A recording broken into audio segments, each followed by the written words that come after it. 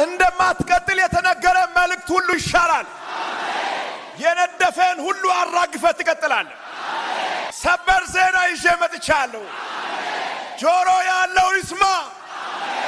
አራግፋችሁ ትቀጥላላችሁ። እፉኝቶች ይስሙ። እባብ ዘንዶ ይስማ። አራግፈን እንቀጥላለን። አራግፈን እናገለግላለን። አራግፈን እንበለጽጋለን።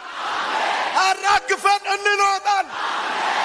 የምትነደፍበት ሳይሆን የምታራግፍበት፣ የምትቆምበት ሳይሆን የምትሄድበት፣ የምታለቅስበት ሳይሆን የምትስቅበት ሰዓቱ ደርሷል። አጋንንታዊ አሰራር ይስማ። ሟርትና ድግምት ይስማ። ታራግፋለህ፣ ትቀጥላለህ።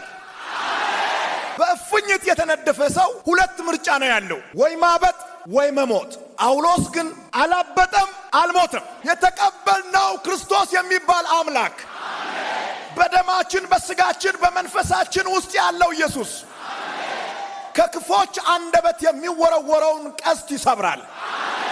ከጨካኞች ምላስ የሚወረወረውን መርገም ያከሽፋል። ምን ይገርማል ብትሉኝ፣ እየተነደፍን የማንወርቀው ነገር፣ በእያንዳንዱ እርምጃ ጉድጓድ እየተቆፈረ የማንቀበረው ነገር ይገርማል።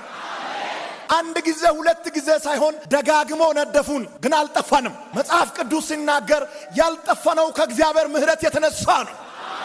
ሐዋርያት ሥራ ምዕራፍ 28 ከቁጥር 1 ጀምሮ በምታነቡበት ጊዜ የምታገኙት ስለ ጳውሎስና አብሮት ስለነበሩት ሰዎች ነው። ወደ ጣሊያን ጉዞ የጀመሩ ሰዎች ወደ አንድ ስፍራ ደረሱ። ከጣሊያን በስተጀርባ ማልታ ተብላ የምትጠራ አንዲት ደሴት አለች። በማልታ ደሴት አረፉ ይላል። አደገኛ የሆነ አደጋ አምልጠው ጉልበታሙን ነፋስ አልፎ በሰላም ደረሱ ይላል። ከጳውሎስ ጋር ከተሳፈሩ ሰዎች አንድም ሰው ሳይሞት በሰላም ደረሱ ይላል። እግዚአብሔር በጦርነት ውስጥ መምራት ይችላል። እግዚአብሔር በተሰበረ መርከብ ላይ ማሻገር ይችላል።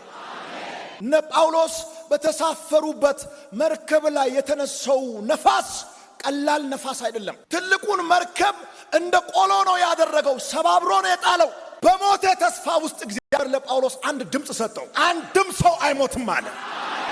የምትገፉ ሰዎች፣ ተስፋ የማይታያችሁ ሰዎች፣ ግራ በመጋባት ውስጥ የምትገኙ ሰዎች፣ ሰይጣን ያስጨነቃችሁ ሰዎች፣ ኑሮ ያስጨነቃችሁ ሰዎች፣ መሄጃ የለኝም የምትሉ ሰዎች፣ ለእናንተ መልእክት አለኝ። ምንም አትሆኑም። በእባብ ተነደፍክ፣ ምንም አትሆንም። ክፎች ገፉ፣ ምንም አትሆንም። ኑሮ ጨመረ፣ ምንም አትሆንም። አራቱ አቅጣጫ በጦርነት ድምፅ ታወከ።